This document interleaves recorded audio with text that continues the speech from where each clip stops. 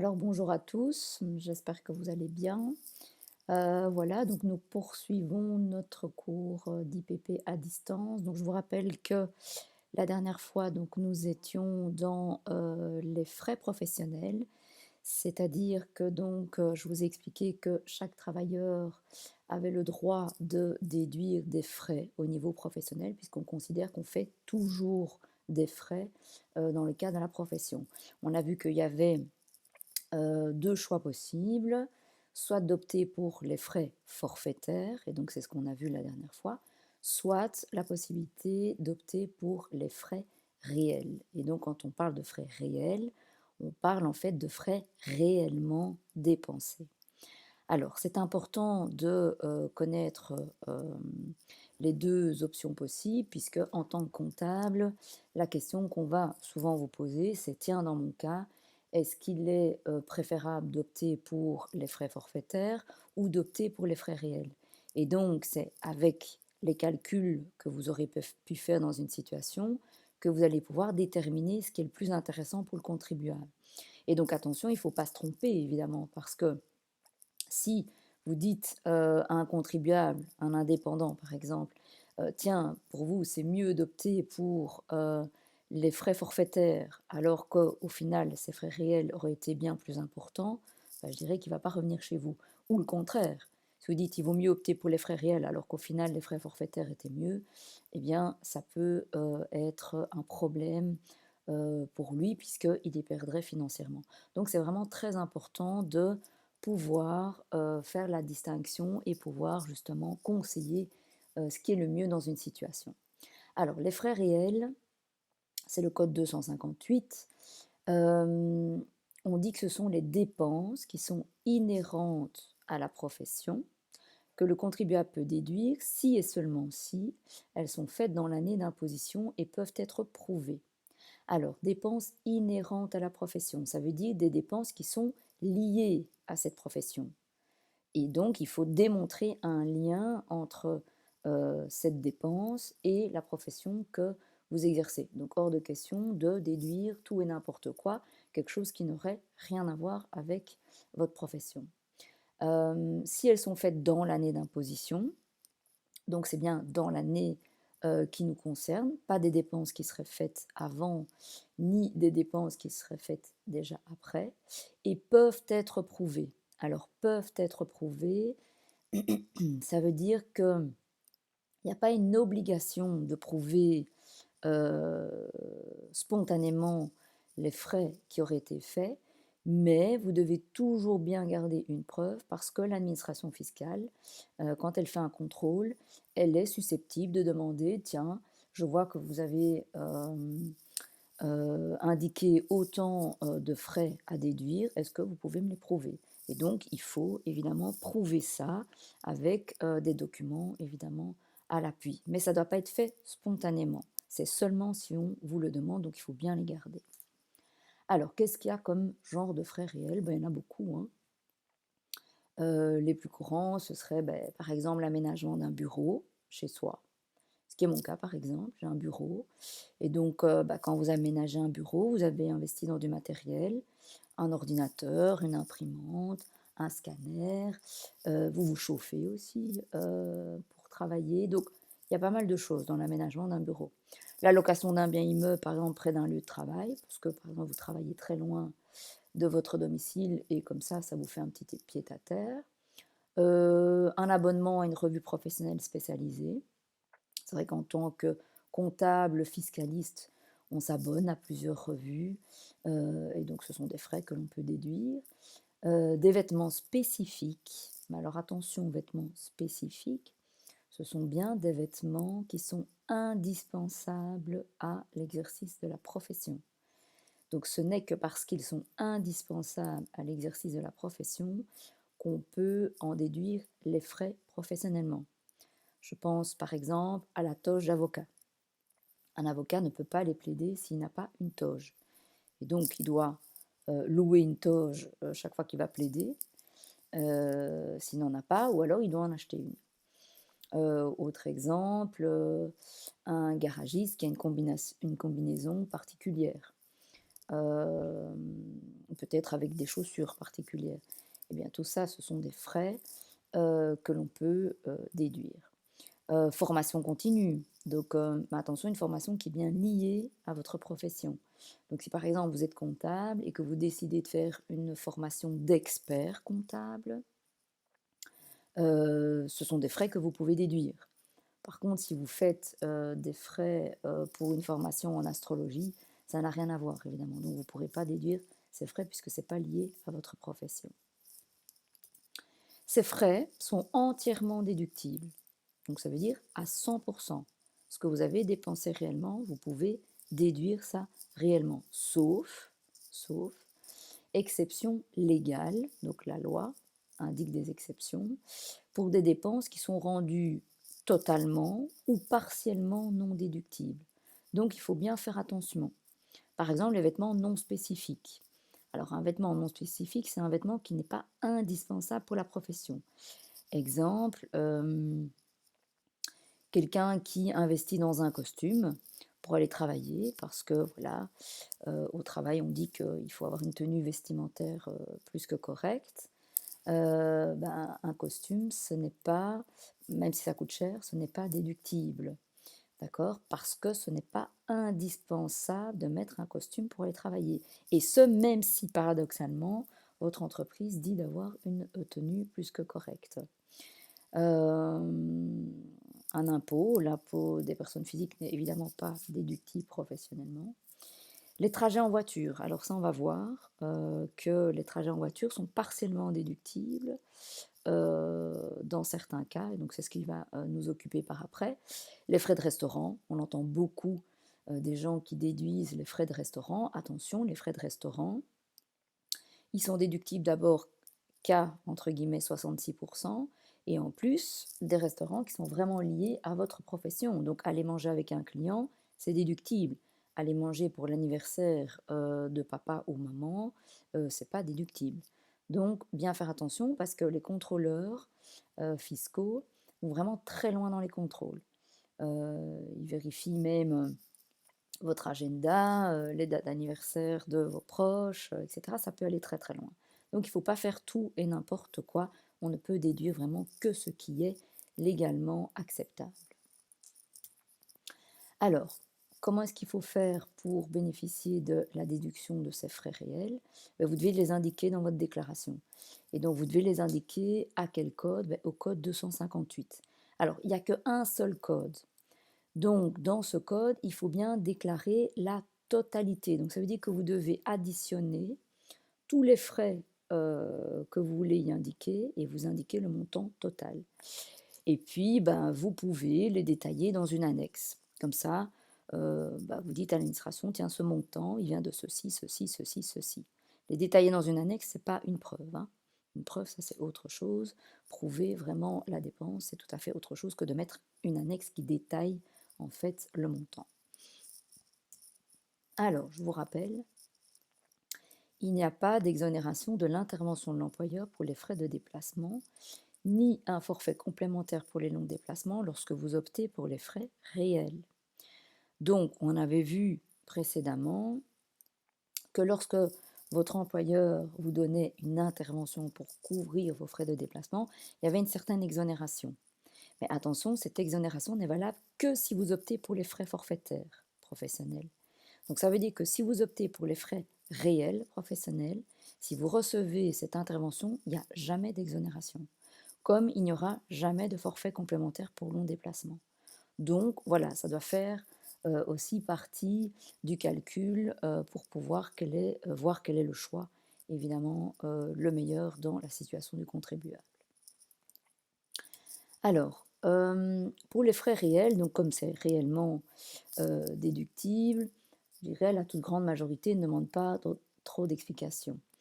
Par contre, pour des frais, si vous optez pour des frais réels et que vous êtes dans des frais de transport que vous voulez déduire, attention, la loi dit, oui, si vous optez pour les frais réels, vous pouvez déduire certains frais, mais attention, pas au-delà d'une certaine limite.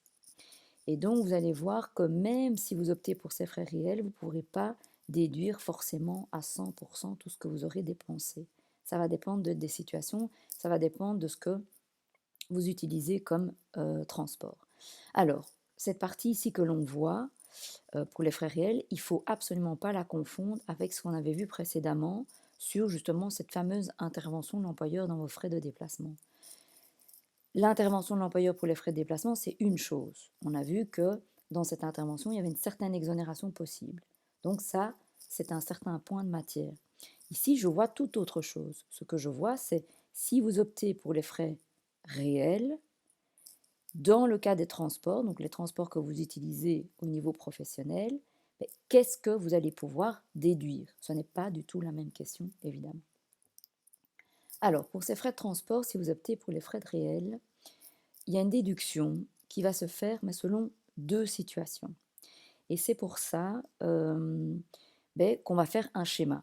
J'ai schématisé cette déductibilité de frais de transport pour vous rendre les choses plus faciles à comprendre. Donc normalement en classe, on fait le schéma ensemble. Ici, c'est pas possible, donc je l'ai déjà préalablement fait, mais je vous l'explique. Et donc ce schéma, je l'ai posté, et donc vous devez bien le prendre peut-être à côté de vous. C'est celui-ci, d'accord? Donc ici, on est bien donc dans la déduction des frais réels de transport professionnel. Alors, vous voyez que il y a deux situations qu'il faut distinguer.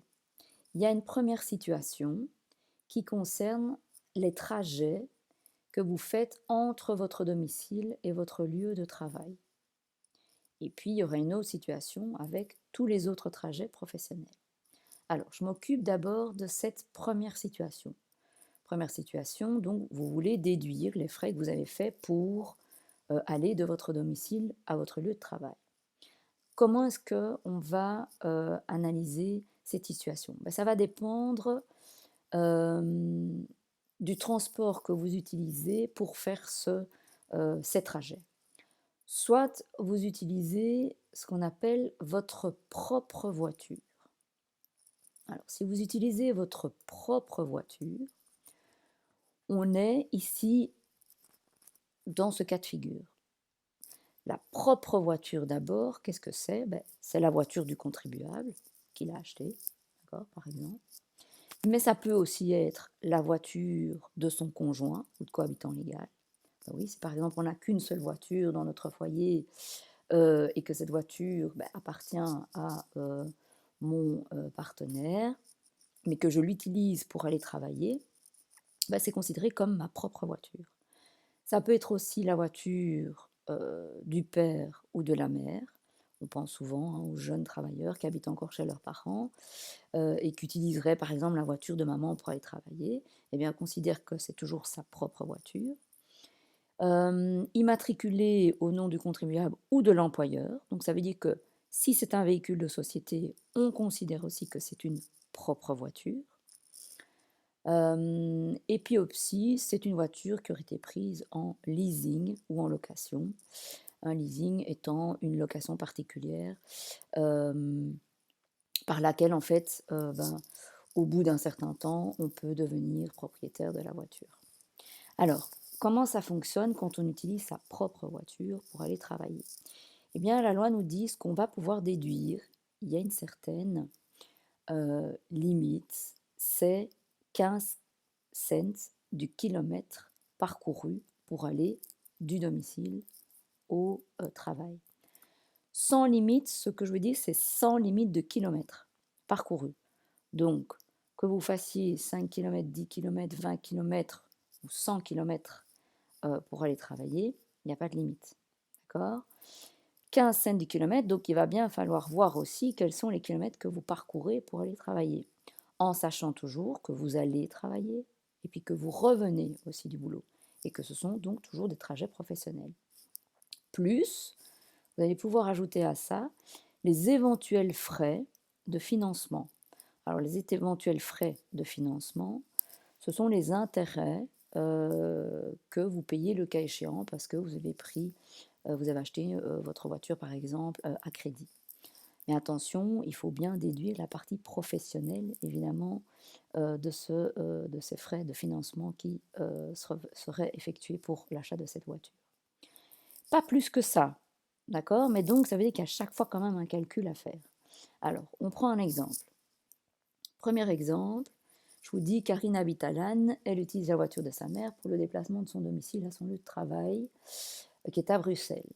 Je vous dis qu'elle est allée travailler cette année 180 jours, que la distance entre Lannes et Bruxelles, donc son domicile et son lieu de travail, 28 km, quels sont les frais réels qu'elle va pouvoir déduire. Alors, vous pouvez mettre pause et essayer de faire le calcul tout seul. Alors, comment est-ce qu'on a fait? Mais il faut évidemment faire le calcul. Ici, qu'est-ce qu'on fait comme calcul? Il y a 28 km de distance. Oui, mais 28 km aller. Donc, aller-retour, il faut évidemment faire x2. Elle va travailler 180 jours. Donc, je fais x 180. Et puis, je fais, attention, je ne peux déduire que 0,15 cents du kilomètre. Donc, je fais ce calcul.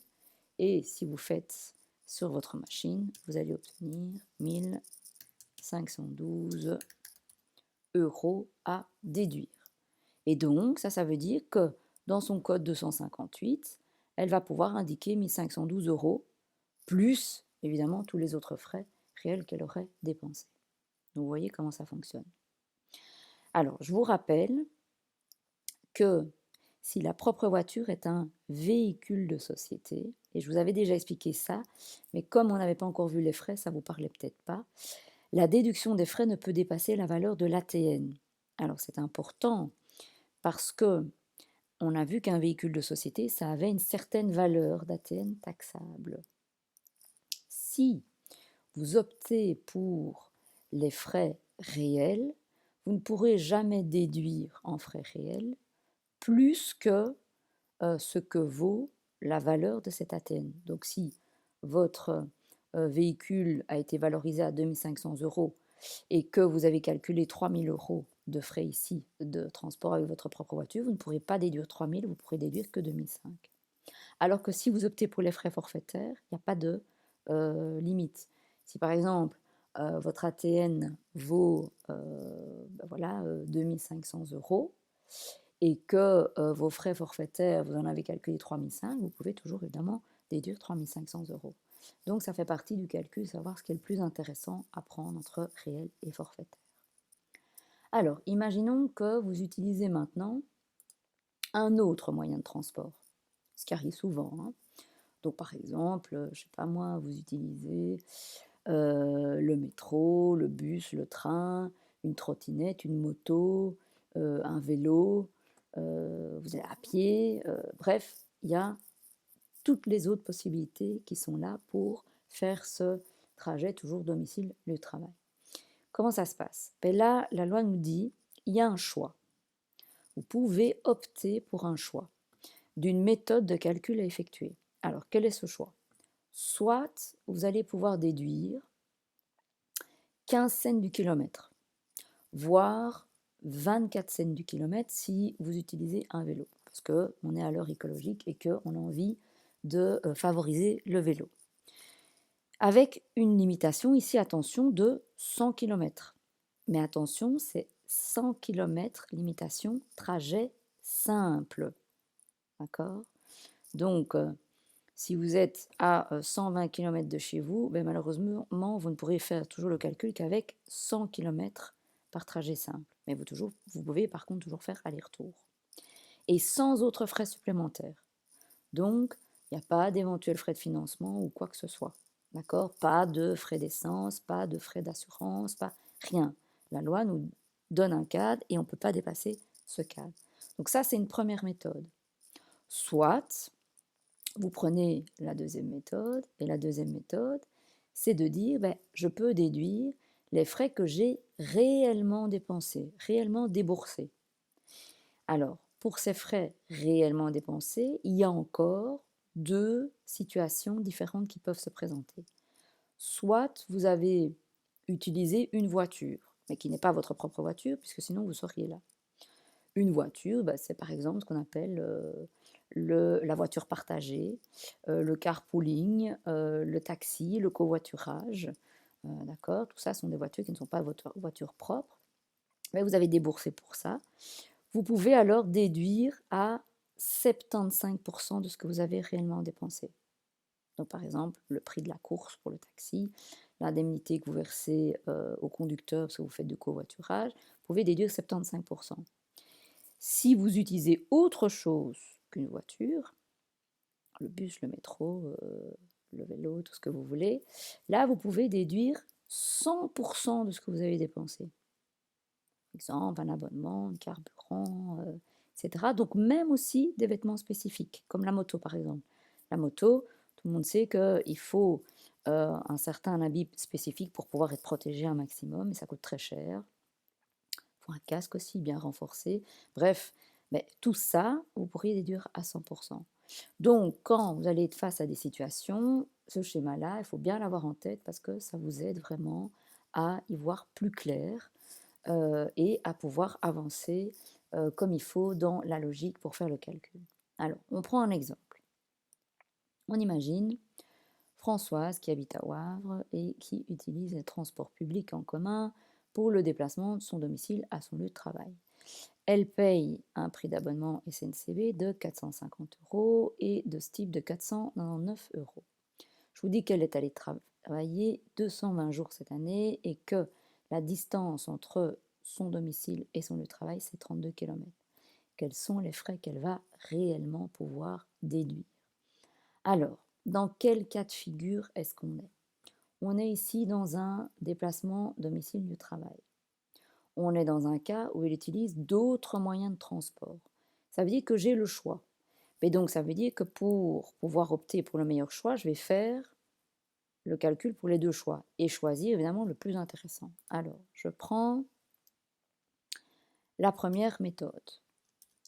Alors, si je prends la première méthode, je vais faire 32, d'accord, le nombre de kilomètres, fois 2, aller-retour, fois 220, est allé travailler, fois 0,15, d'accord, cents, puisque c'est pas un vélo. Alors, ça me fait combien? Si vous prenez votre machine, ça va faire 2112 €. Ça, c'est la première méthode. Maintenant, si je prends la deuxième méthode, la deuxième méthode me dit ce que j'ai réellement dépensé, c'est pas une voiture que j'ai utilisée, c'est des autres moyens de transport, je peux déduire à 100%. Qu'est-ce qu'elle a dépensé? Elle, ce qu'elle a dépensé, c'est 450 € de SNCB plus 99 euros, pardon, de STIB, ce qui nous donne 949 €. Qu'est-ce que vous allez choisir? On choisit évidemment toujours le plus intéressant étant évidemment ce que j'ai dépensé le plus, puisque plus je dépense, plus je peux déduire, et c'est ça le but. Alors, qu'est-ce qui se passe si vous utilisez plusieurs moyens de transport? Oui, puisque il y a beaucoup de ce qu'on appelle des navetteurs. Donc il y a des gens qui se rendent peut-être dans une gare avec un vélo, une mobilette, une moto, une voiture, puis qui prennent le train, et puis arrivés à la gare, ils poursuivent peut-être encore avec leur vélo, ou ils prennent tout de suite un métro, etc., etc. Mais là, il va falloir alors cumuler. Cumuler. Et oui, si par exemple vous prenez votre voiture, vous allez jusqu'à la gare, et puis là vous continuez en train, il y a une possibilité de cumul. Vous allez devoir prendre les trajets que vous avez fait en voiture, faire le calcul, et puis pour les autres moyens de transport, vous faites le calcul avec le choix le plus intéressant. Par contre, si vous prenez que des autres moyens de transport, donc si par exemple vous prenez le bus pour aller jusqu'à la gare, et là vous prenez le train et vous continuez ensuite encore en métro ou en trottinette par exemple, là vous allez devoir opter un choix, mais attention, ce choix doit être le même pour tout. Donc Si vous optez pour celui-là, ben c'est pour tout, c'est pour le bus, le train, la trottinette, etc. Si vous optez pour celui-là, c'est pour tout aussi. Donc, faites toujours le bon choix. Alors, ça nous amène au troisième exemple. Pierre, qui habite à Duffel, qui utilise sa voiture personnelle pour se rendre à la gare de Lierre, d'où il prend ensuite le train pour continuer son déplacement du domicile au lieu de travail. Il paye un abonnement SNCB de 630 €. Il va travailler 220 jours cette année. Je vous dis que la distance entre chez lui et la gare, c'est 10 km. Et puis de la gare à son lieu de travail, c'est 43 km. Il n'a pas fait de frais de financement de cette année. Quels sont les frais réels déductibles? Alors, je vous conseille de mettre pause et d'essayer de le faire vous-même. Alors, comment je fais? Ben, ici, je me retrouve avec quelqu'un qui se déplace de son domicile à son lieu de travail, qui utilise sa voiture propre, et puis après, utilise le train. Alors, je suis dans un cumul. Pour la voiture, je vais calculer ce que je pourrais déduire. Donc, comment je fais? Je prends la distance, 10, fois 2, évidemment, fois 220 les jours, fois 0,15, ce qui va me donner, si vous le faites à votre machine, vous avez obtenu 660 €. D'accord? Ça, c'est pour la voiture. Maintenant, il faut que je calcule évidemment pour le trajet autre transport. Donc, je suis ici. Et là, n'oubliez pas, vous avez le choix. Donc, vous allez comparer les deux choix. Alors, là, on va mettre pour la voiture. Ici, pour le train. Alors, soit j'ai la première méthode. Première méthode, j'ai ici, c'est 15 cents du kilomètre. Qu'est-ce que je fais? Je fais mon calcul. 43, aller-retour, nombre de jours, 15 cents du kilomètre.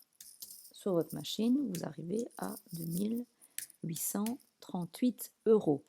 Donc là, vous voyez que ça devient intéressant, hein. On arrive à des gros montants. Ça, c'est la première méthode. Maintenant, si vous faites la deuxième méthode, la deuxième méthode, on vous dit, c'est ce que j'ai réellement dépensé. Je peux déduire à 100%. Qu'est-ce que cette personne a réellement dépensé? Le prix de son abonnement. D'accord? Ça veut dire 630 €. Il n'y a même pas de calcul à faire. Alors, à quoi est-ce que vous arrivez? Soit vous faites le total, total du 1, ça va donner 660 plus 2838, vous allez arriver à 3498 €. D'accord? Ou total du 2, vous arrivez à 2838 plus 630 à 1290 €. Quel est le plus intéressant? Évidemment celui-ci, 3498 €. Donc c'est évidemment ça que vous allez mettre en 258 pour pouvoir être déduit. Et vous voyez qu'on arrive à un très beau montant. Donc c'est pour ça qu'en général, les grands navetteurs, comme on dit, donc ça veut dire les personnes qui font des grands trajets pour venir travailler, il y en a beaucoup, hein, qui sont dans le cas, qui viennent travailler à Bruxelles et qui habitent vraiment très loin. Eh bien, ces grands navetteurs, en général, ils optent pour les frais réels. Parce que rien que dans leur trajet, ils arrivent à des montants qui sont vraiment très importants. Et donc, c'est là, évidemment, qu'il faut faire la comparaison, mais vous allez voir en faisant les exercices, hein, ce qui est mieux à prendre, soit réel, soit forfaitaire. Alors, on continue avec deux autres exemples exercices. Je vous invite de nouveau à faire la même chose, c'est-à-dire à mettre pause, à essayer de faire tout seul, et puis après à revenir avec ma correction. Alors, premier cas, Michel qui habite à Duffel, il utilise sa moto pour aller à la gare. Là, il prend le train. Je vous dis que ce qu'il a réellement dépensé pour la moto et le train, c'est 2700 €, qu'il a été travailler 220 jours et qu'il a fait une distance de 10 km pour aller à la gare et ensuite 73 km avec le train. Quels sont ses frais? Alors, comment est-ce qu'on va faire? Pareil, ici je regarde mon schéma. Où est-ce que je suis? Je suis dans domicile du travail. Est-ce que je suis dans une voiture propre? Non, puisqu'il n'utilise pas de voiture. Donc, je suis ici. Autre moyen de transport. Ici, je dois faire un choix. Mais attention, je dois me faire le même choix, même s'il y a plusieurs transports utilisés. Donc, il a utilisé une moto et un train. Mais pour et la moto et le train, soit je choisis ça, soit je choisis ça. Alors, si je choisis ça, comment est-ce que je vais faire? Je prends la première méthode. La moto plus le train. Alors, soit vous pouvez distinguer et faire d'abord la moto et puis le train. Moi, je mets la moto et le train en même temps. Hein. Il y a eu 10 km plus 73 km, ça fait 83 km. Aller-retour. Nombre de jours. 15 cents du kilomètre. Si vous avez fait le calcul, vous allez arriver à un montant extraordinaire de 5 478 €. Vous voyez que c'est beaucoup. Hein. Donc, vous voyez, les gens qui font des grandes distances comme ça, vraiment, vous comprenez pourquoi ils optent pour les frais réels. Ça, c'est la première méthode. Deuxième méthode, je suis là, je ne suis pas avec une voiture, je suis avec autre, donc je peux déduire 100% de ce que j'ai réellement dépensé. Et ici, je vous l'ai donné, il n'y a pas de calcul à faire, il y a 2700 € qu'on a dépensé. Qu'est-ce qui est le plus intéressant? De très loin, celui-ci, évidemment. Alors, on continue avec l'exemple 5 que je vous invite à faire et puis à regarder comment je fais. Donc, c'est le cas d'Alain qui habite à Jambes.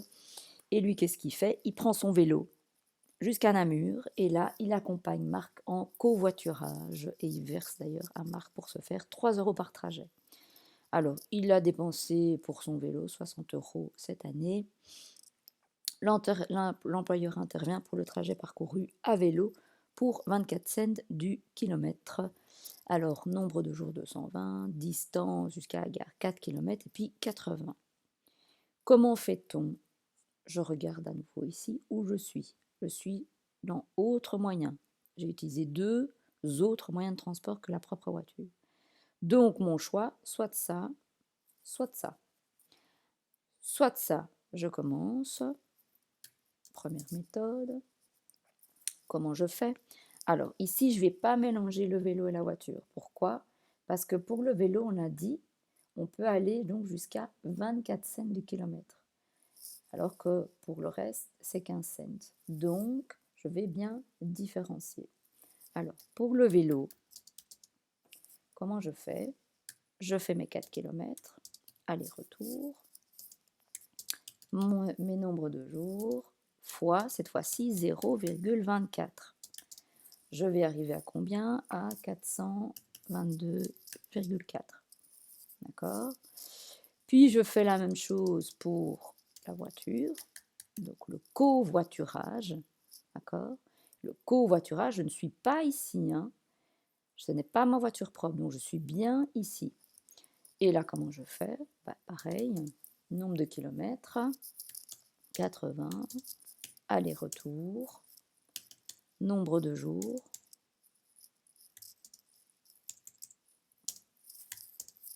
15 cents du kilomètre.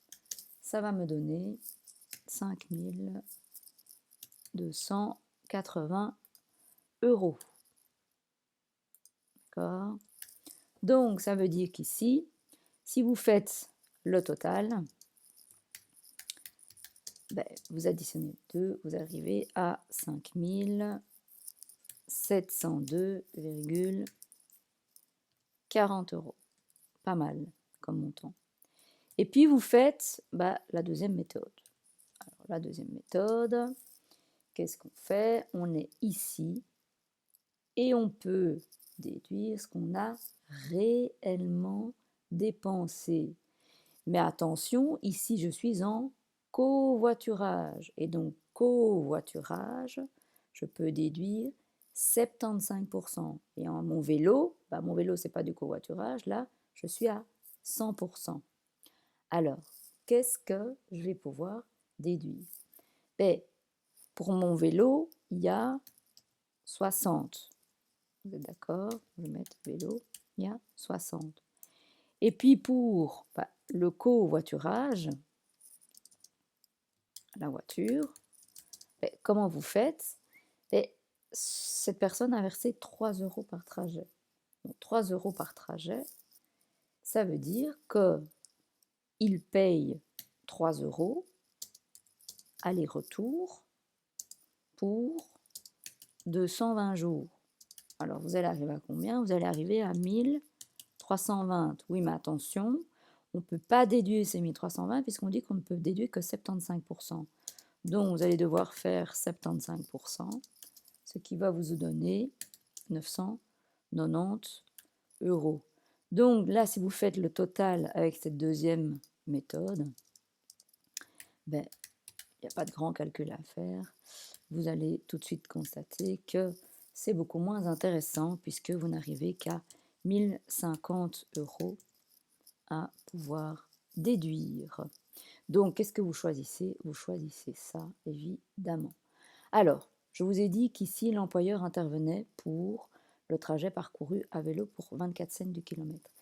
Eh bien, c'est important, j'ai mis ça en exprès, pour vous dire que, et je vous l'avais dit, mais comme on n'avait pas vu les frais, effectivement, ça vous parlait moins, que lorsque un employeur donne une intervention pour les trajets vélo au niveau des trajets domicile-lieu-travail, l'intervention était exonérée jusqu'à 24 cents du kilomètre. Eh bien, là, que vous preniez frais forfaitaires ou frais réels, il y a toujours cette exonération. Toujours. Donc ici, c'est génial puisque ça fait un peu double emploi. Ici, le contribuable, il gagne 2 fois avec son vélo puisque d'un côté, il peut déduire l'intervention qu'il reçoit de son employeur et d'un autre côté, non, il va pouvoir être exonéré de l'intervention qu'il reçoit de son employeur et en plus, il va pouvoir déduire 24 cents du kilomètre. Sans que ce soit interdit parce qu'il prend les frais réels. Donc il gagne sur deux tableaux, je dirais, ce qui est encore mieux. Alors, ça clôture toute cette partie-là de mon schéma. Et donc, ça clôture tous ces trajets que l'on fait du domicile au lieu de travail, qui représentent évidemment énormément dans les transports dits professionnels. Maintenant, qu'est-ce qui se passe quand je fais d'autres trajets professionnels? Oui, puisque je pourrais très bien faire un trajet pour aller voir un client, pour aller à une réunion, pour aller sur un chantier, pour plein de choses. Et donc, ce sont des trajets professionnels. Et donc, si je fais ces trajets professionnels, j'ai des frais que je peux aussi déduire. Mais attention, la loi me dit à nouveau que je ne peux déduire ces frais que dans un certain cadre. Alors, comment ça marche? Ici, il faut distinguer deux choses différentes. Soit je fais ces trajets avec une voiture. Je dis une voiture parce que peu importe que cette voiture soit propre ou pas, on ne fait pas la distinction. Donc, si vous faites le trajet avec une voiture, comment est-ce que ça se passe? Vous allez pouvoir déduire 75% de tous les frais que vous faites pour cette voiture et la totalité des frais de financement, mais tout ça qui sont reliés évidemment à ces autres trajets professionnels. D'accord? Ici, si vous êtes dans un autre moyen de transport, vous pouvez déduire 100% de ce que vous avez dépensé pour ces autres moyens de transport. Donc vous voyez que le cadre est un petit peu différent. Mais attention, ce qu'il faut bien faire attention, c'est que les déductions de frais se font uniquement évidemment pour la partie professionnelle. Donc, dans tout ce que je vous ai expliqué, il faut éventuellement en faire un prorata en distinguant Les trajets domicile-lieu de travail, les trajets purement professionnels, comme ceux-là, et les trajets privés. Donc, si vous avez une voiture qui est à vous, par exemple, vous l'utilisez peut-être à, je ne sais pas moi, 40% de manière privée, ça c'est pas déductible puisque c'est du privé. Et puis dans les 60 autres pourcents, vous l'utilisez peut-être 40% pour votre trajet domicile de travail. Là, vous faites alors la déduction en fonction de tout ça. Et peut-être les 20% restants pour des autres trajets professionnels. Et alors, il faut faire ceci, mais toujours au prorata. Donc, il va falloir alors tenir compte des pourcentages qui sont affectés à chacun des trajets. Alors, je vous rappelle que l'intervention de l'employeur dans ces trajets purement professionnels est exonérée d'impôt, car est considérée comme une dépense propre à l'employeur. Mais attention, dans une certaine limite, et pourtant, donc, que cette intervention ne dépasse pas 35,73 cents du kilomètre jusqu'à 36,53 cents du kilomètre en fonction des dates dans l'année. Donc ici, si votre employeur vous verse une indemnité pour ces trajets purement professionnels, que vous preniez forfait, les frais réels ou les frais forfaitaires, on peut évidemment toujours être exonéré de cette intervention, pour autant évidemment qu'il n'y ait pas d'abus et de rémunération déguisée, c'est-à-dire si on ne dépasse pas ces montants-là. Donc bien faire attention à ces proratas possibles en fonction de l'affectation de votre voiture. Alors, je vous laisse à vos exercices. Ces exercices, ce sont donc les exercices F. On est toujours dans le chapitre 5. On a tout fait jusque E. Donc, vous faites le F. Dans ce F, vous avez donc, je regarde, 4 exercices à faire. Et donc, justement, dans ces exercices, ce que je vais surtout vous demander, c'est est-ce qu'il est plus intéressant d'opter pour les frais réels ou pour les frais forfaitaires dans ce cas-là? Ça, c'est vraiment l'objectif à atteindre. Donc, à vous, évidemment, de reprendre ce que vous avez appris au cours précédent pour voir, évidemment, pour pouvoir faire la comparaison entre les deux. D'accord? Voilà, je vous laisse. Je vous souhaite bon travail et une très belle journée.